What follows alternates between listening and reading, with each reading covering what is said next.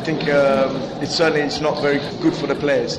In other matches this weekend, Aduana Stars will be at home at the Doma Park to play against Ashanti Gold, with both teams eager for a win.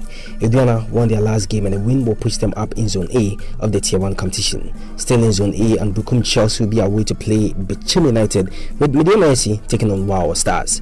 In Zone B, Dreams FC will be at the Dewu Park to engage Ebusian Dwarfs, with the Omina Sharks full of confidence, having beaten Accra Hearts-of-Oak in midweek up against Wafa at the Omina Stadium. Liberty Professionals will be hoping to continue from where they left off on match day 2 when they play host to Interlice at the Carindorf Park.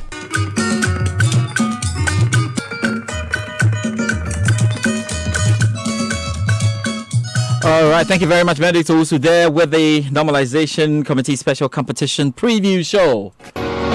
Live on radio, live online, this is The Locker Room with George Addo Jr. And we have to talk right now about the CAF Champions League. That's where we go next. And defending champions Esperance will be looking to go through with CS Constantine, the minor stumbling block. Now, the big games, however, will capture the minds of many on the continent. That's the clash between Mamelodi Sundowns and Ackley of Egypt. Let's get some perspective now on all 4 games to come. And I'm joined on the line right now by African football expert Jeffrey Asari, of course, renowned sports journalist. Thank you very much, Jeff, for joining me on the show. But of course, we need to talk about the Ackley Mamelodi Sundowns game to come shortly. But why don't we then start with the defending champions Esperance? And how easy a job do they have against CS Constantine of Algeria, who have had a ban reversed? Oh, thank you very much. It's not going to be an easy match. It's going to be a very difficult game. But I must say that the defending champions, Esperance, for me, they have the better team. If there's a team to defend this trophy like Ali did 2012-2013, then it is Esperance. But as to whether they will be able to do that, it's a different matter. If you look at their away performance in their group, they've been excellent.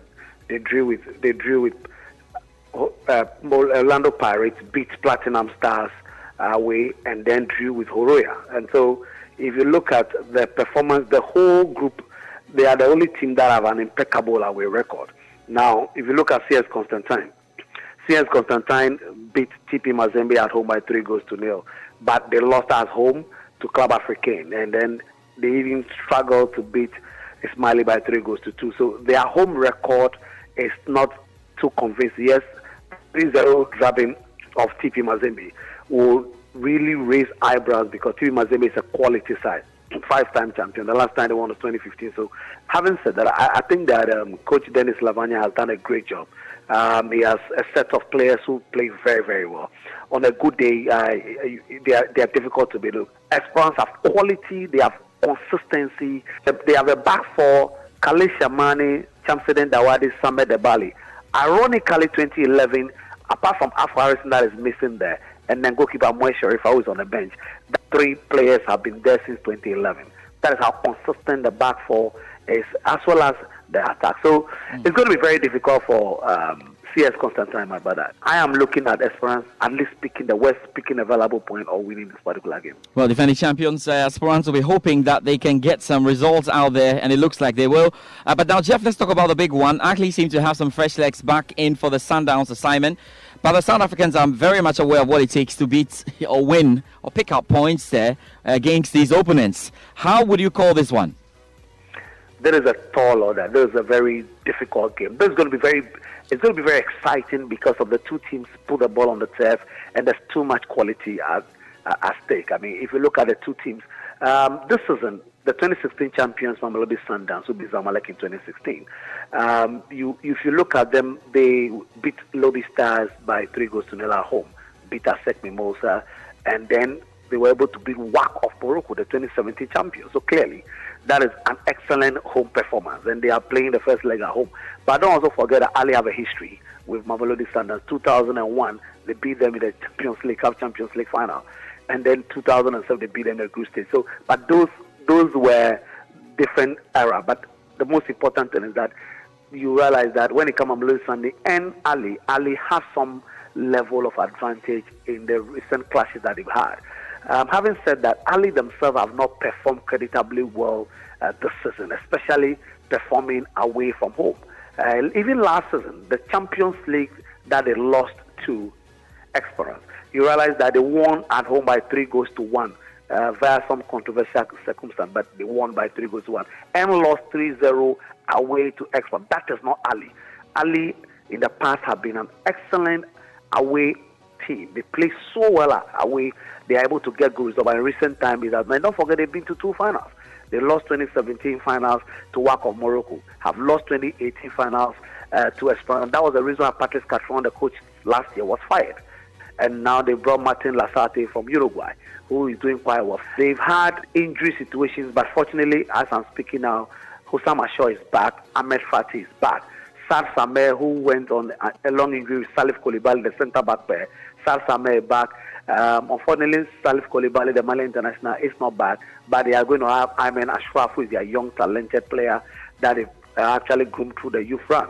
In Mamelodi Sundowns, they have Lomfo Kekena. If you watch Bafana and Libya, you realize that he was the difference maker when he came off from the bench because he had an injury.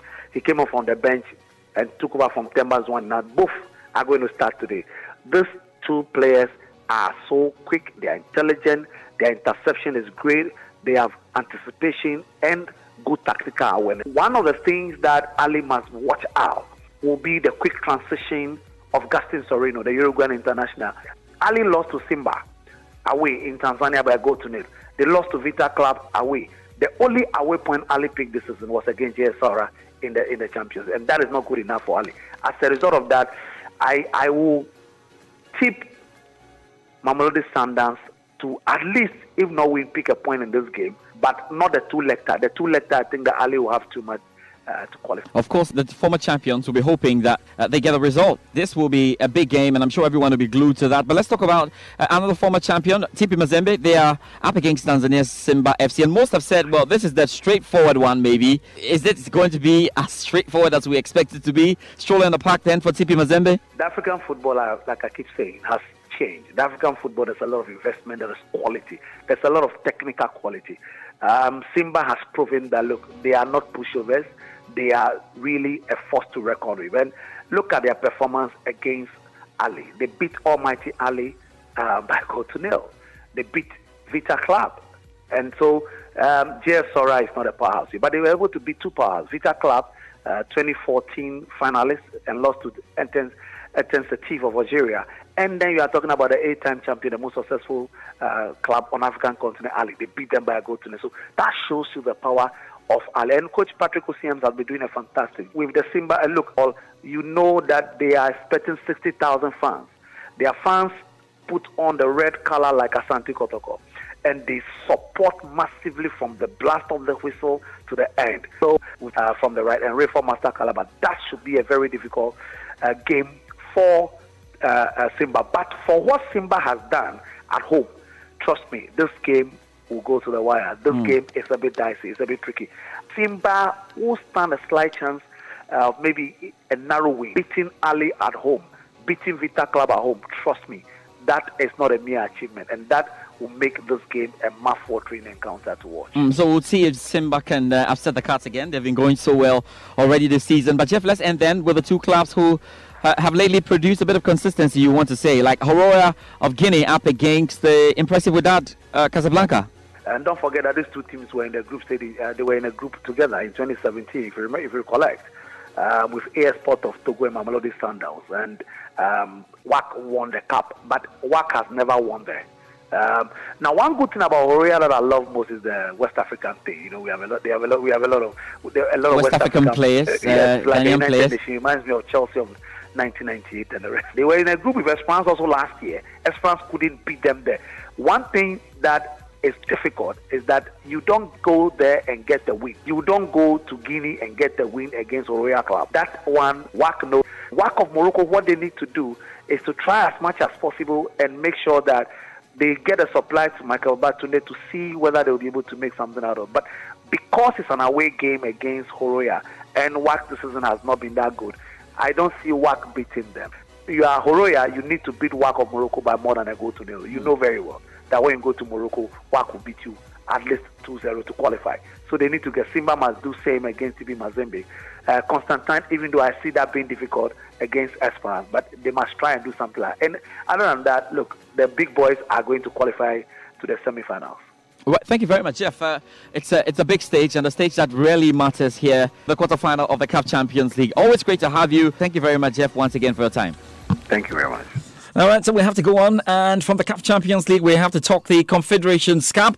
And we've got an interesting lineup there as well for you to come this weekend, with the absence of very regular striker Jackie Tuisenge in both home and away CAF Confederations Cup quarter-final legs against Morocco's Aris Bekani. All Iceland will be on legendary Kenyan striker Dennis Olic to lift Goma here in their first ever last 8 appearances. One we're really looking forward to. Let's get some insight then.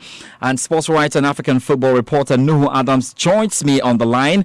Nuhu, thank you very much for your time this afternoon. And just how have the dynamics changed, for Aris Bekani up against Goma here, since they've got a goal scorer missing?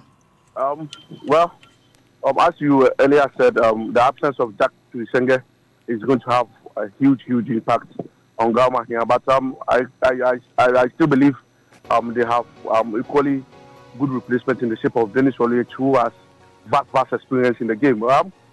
Goma here have been very, very prolific, very, very good at home this campaign.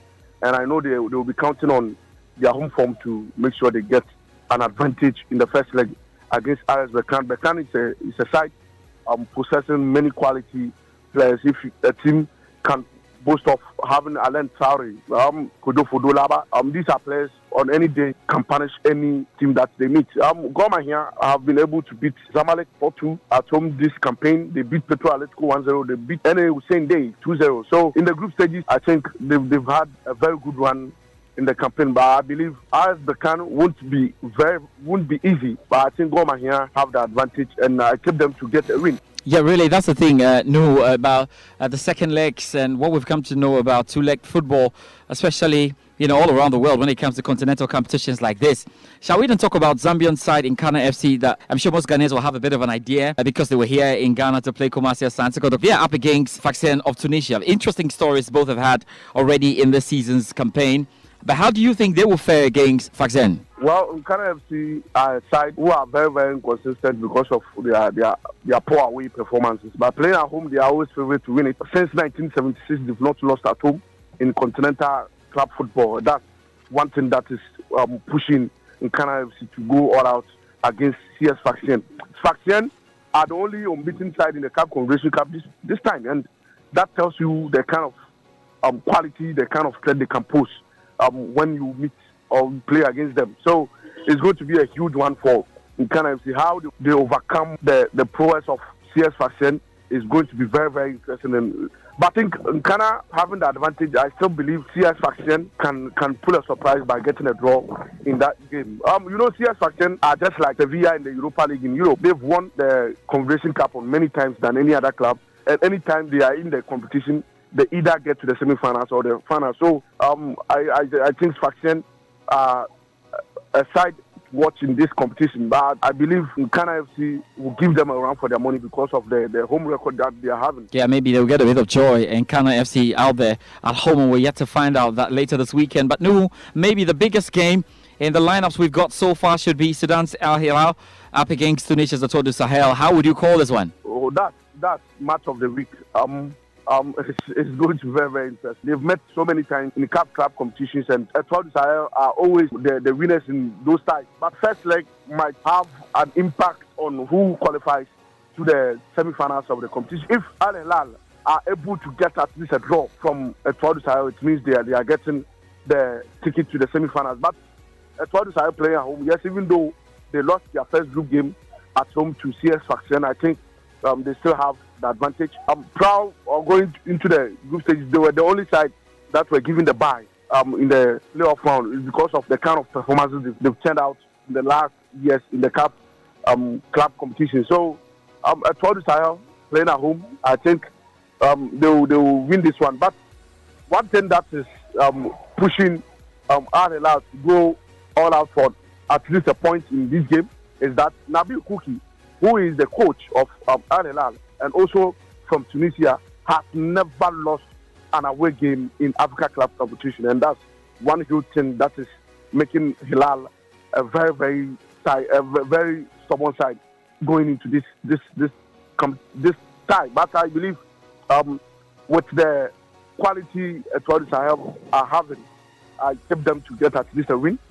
Now 2-1, 3-2 should be a good score. All right, Nuhu, so let's end right now then with the final game.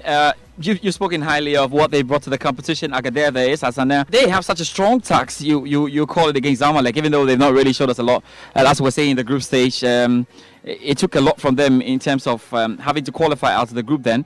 So what are you genuinely expecting from Agadir at this stage of the competition and going forward? Yeah, Zamalek are not going to have it easy. We know how the games goes when it involves two North African sides. This is Hassania Agadir of Morocco and Zamalek of Egypt. Hassania Agadir found themselves in a group which were having the defending champions, Raja Casablanca, together with AS Berkane, but they were able to make sure they qualify alongside AS Berkane. It tells you the kind of threat this team can possess. One thing is that Hassania Agadir have been very good at home in this competition. The prelims, they've not lost at home.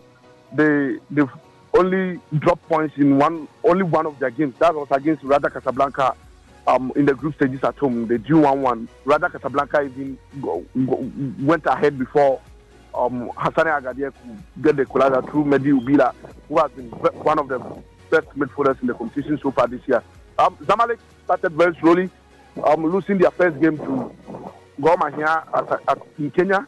They also drew at home to Petro Atletico. But their last two games, in the first round, made sure they can at least get a qualification to the quarterfinals, and they are here. I tip Hassania Agadir to win this game, but in the overall distance, I think Zamalek will sail through. They have everything to make sure they qualify to the semi-final. All right, thank you very much, Nuhu. We've got then 4 games to look forward to, is it? And we're looking to find out how the first legs will go. Sure. Thank you very much, Nuhu. Live on radio, live online. This is The Locker Room with George Addo Jr. All right, so we have to move out of the continent then, and we get on to Europe. Quite a lot to come here on the show. But now time for the Joy Sports BBC two-way series. I had a great chat with the BBC's John Bennett. Let's just head there. And after that, more to come.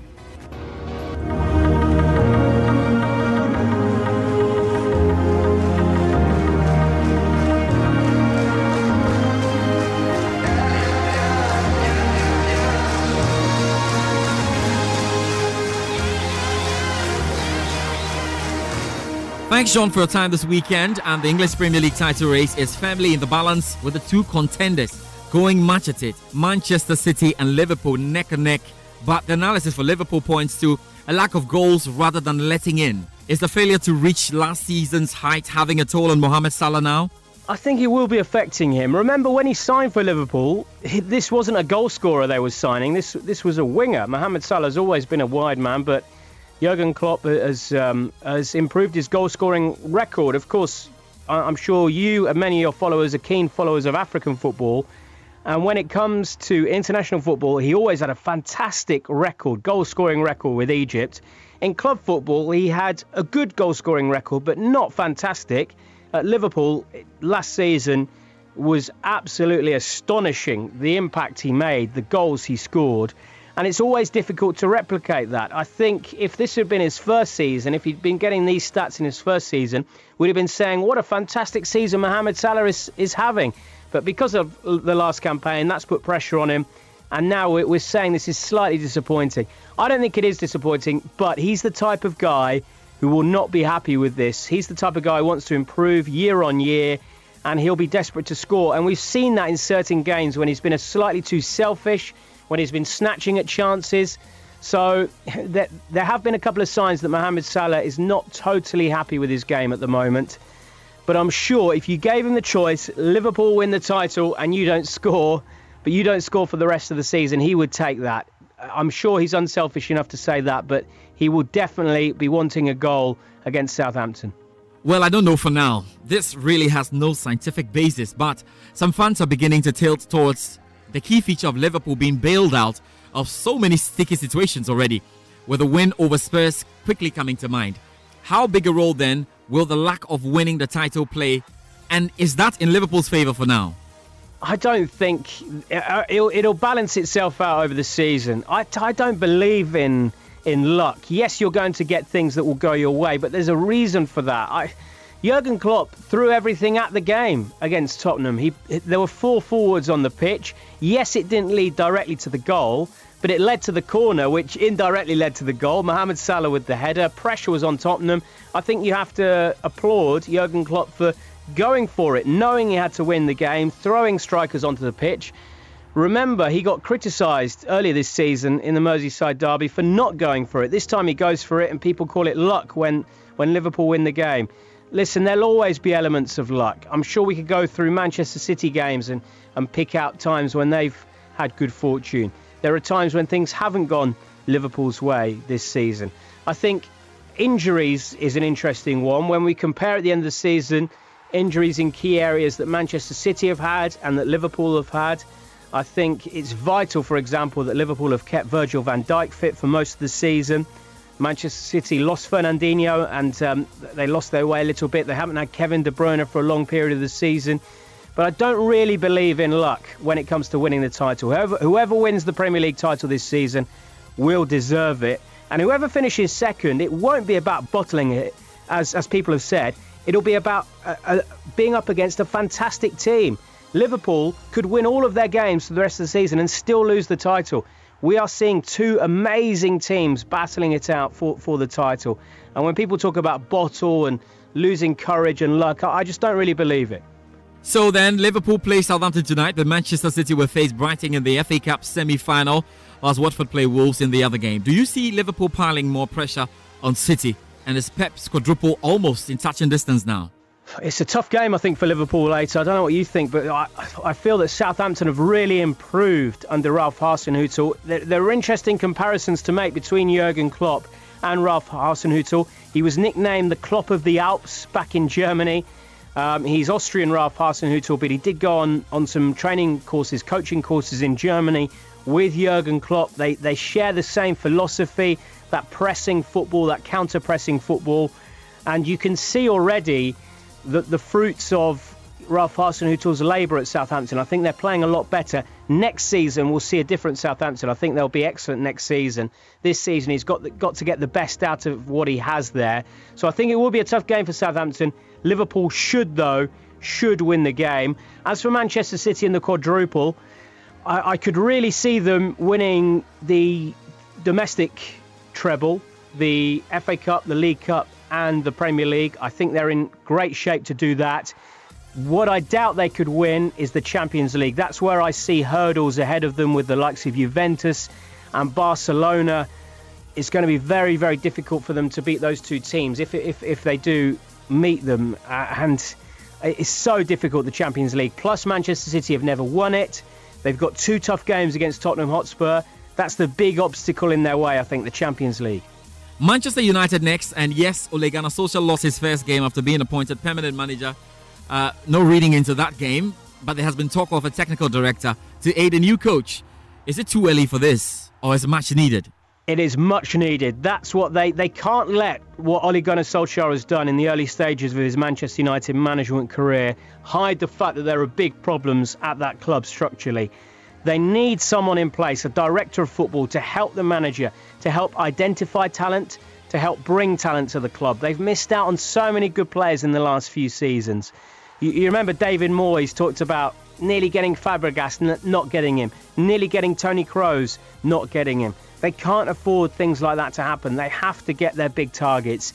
And Ole Gunnar Solskjaer needs help so that he can concentrate on what he's good at, which is man management and coaching. So Manchester United definitely need a technical director or a director of football.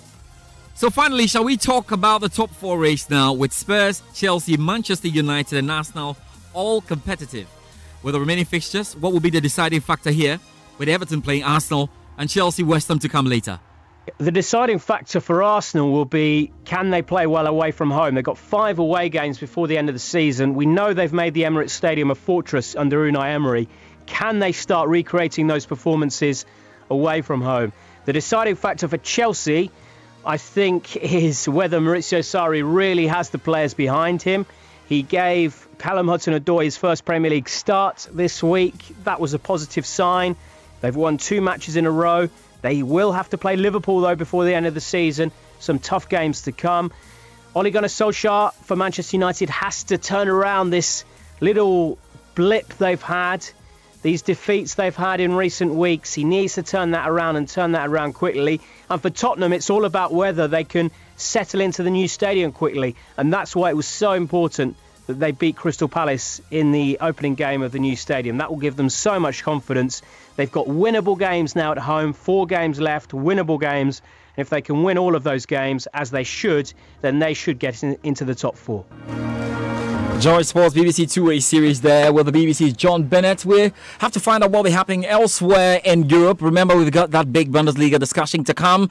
Dortmund or Bayern Munich for the title this season. Well, the two will meet at the Allianz Arena. Big one there. But let's quickly introduce Moses, who has a quick wrap of what to expect in Europe. Barcelona are set to host Atletico Madrid in a battle of La Liga heavyweights at the Camp Nou on Saturday night as the race for the title heats up coming into the final stretch of the season. The Blaugrana head into the Mammoth clash 8 points ahead of Diego Simeone's side after fighting back to draw an 8-goal thriller against Villarreal in midweek. The visitors will know that they surely have to win this weekend in order to stand any chance of lifting the title in May. Elsewhere, Real Madrid head into Saturday's game against Eibar, hoping to avoid their second defeat in 4 days. Juventus host AC Milan at the Allianz Stadium on Saturday as they look to take a step closer to securing their 8th successive Serie A title. Juventus sit on 81 points, 18 above second place Napoli with 8 games remaining as their confirmation as champions edges ever closer. In fact, 2 wins for the old lady will confirm the inevitable. Napoli will hope to bounce back from their midweek defeat to Empoli when Carlo Ancelotti's men square up to Genoa.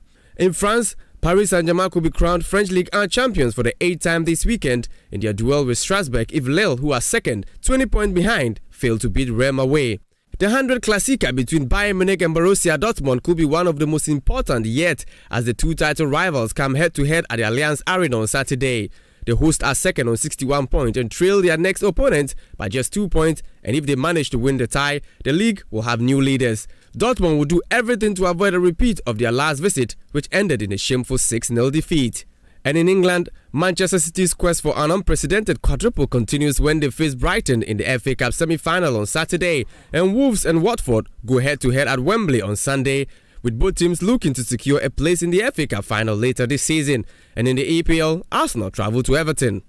Moses Jabbar with that wrap, and we're looking forward to that. Can we now just dock in Germany? This header save, but the rebound is launched into the roof of the net by Muller. Time added on at the end of the first half and a chance to equalise for Marco Reus.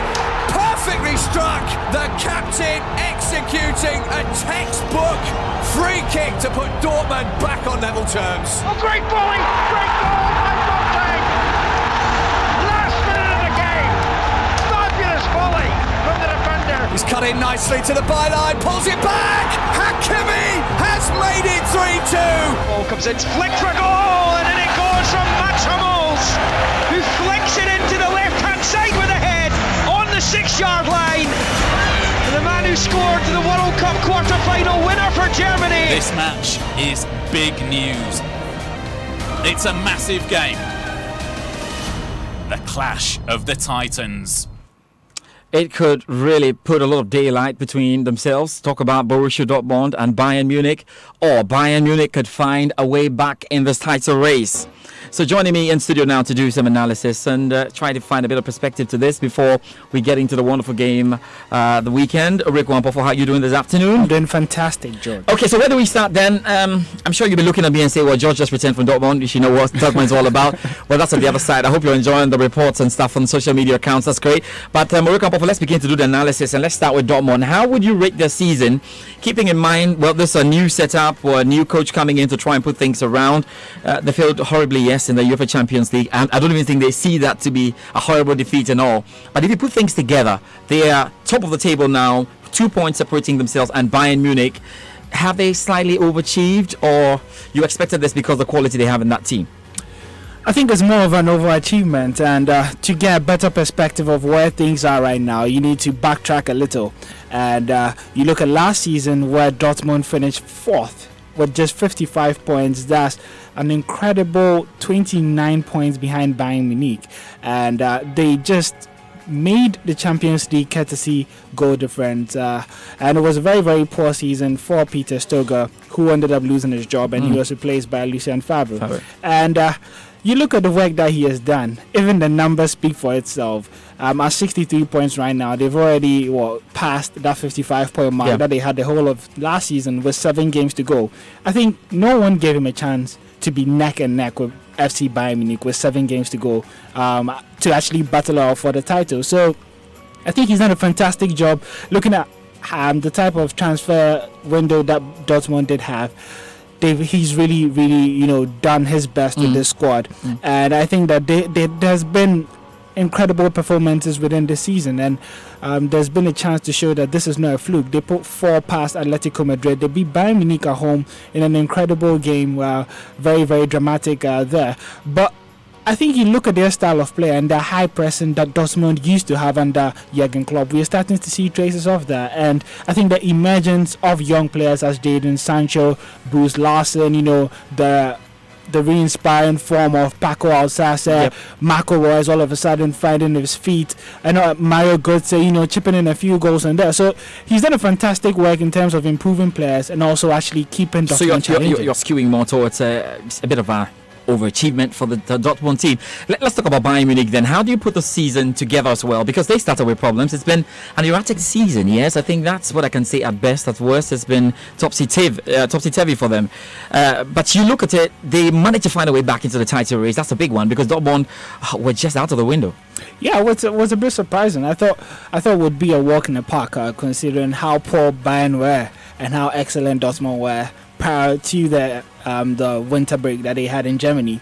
But it seems as if that break in momentum rather affected Dortmund and gave Bayern Munich a second chance after the international break. No, not the international break, the winter break. They overturned the 7-point deficit and actually went level on points with Dortmund.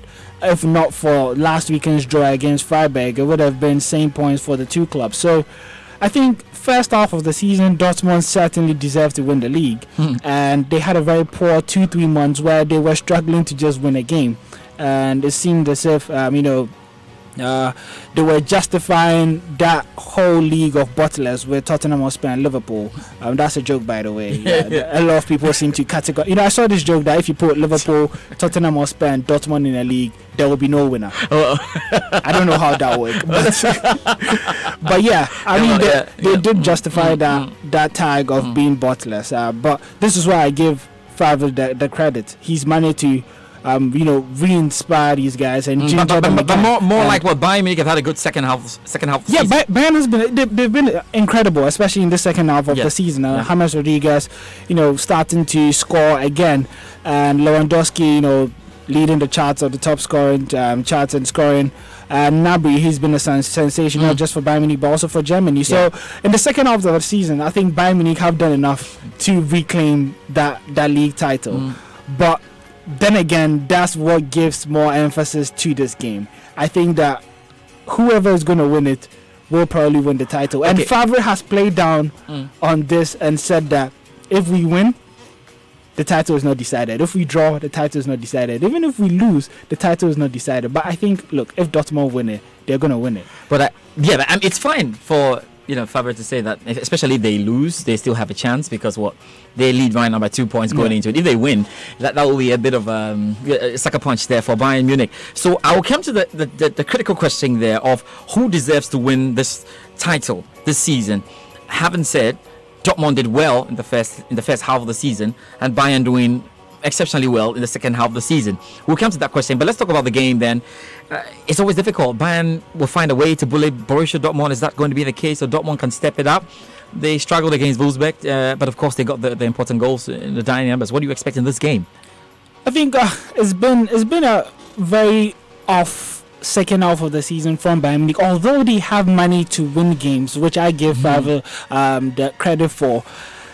They've left a little bit too late. I don't know whether that's in the DNA of title champions. You can put it as that. But they've had a league high of 21 goals scored after the 75th minute. Paco Alcácer, he's the top scorer when it comes to most goals after the 90th minute all across Europe, and it's likely that with the knock that he had, he's going to come off the bench. And even coming off the bench, he's a dangerous player. Yeah, he has scored the most goals in Europe coming off the bench. So I think that would be a weapon, and that essentially means that Götze will start in that false 9 formation. But you know, when it comes to Bayern Munich versus Dortmund, it's just extremely unpredictable. And even in that 3-2 victory that Dortmund had last year in the first part of the season, Bayern scored 2 goals first, and you know, Dortmund had to equalize twice and get that last minute goal through the second half substitute Alcácer. But Bayern Munich on the day had 2 offside goals, 1 wrongly, you know, the inclusion of VAR. So we're going to be short of drama. But one thing that we are going to be assured of is the fact that we're not going to have a cagey affair. You look at the last 10 times that these teams have met, we've seen more than 3 goals. So certainly goals are going to be assured on the day. Just in 2 seconds, who wins the title for you?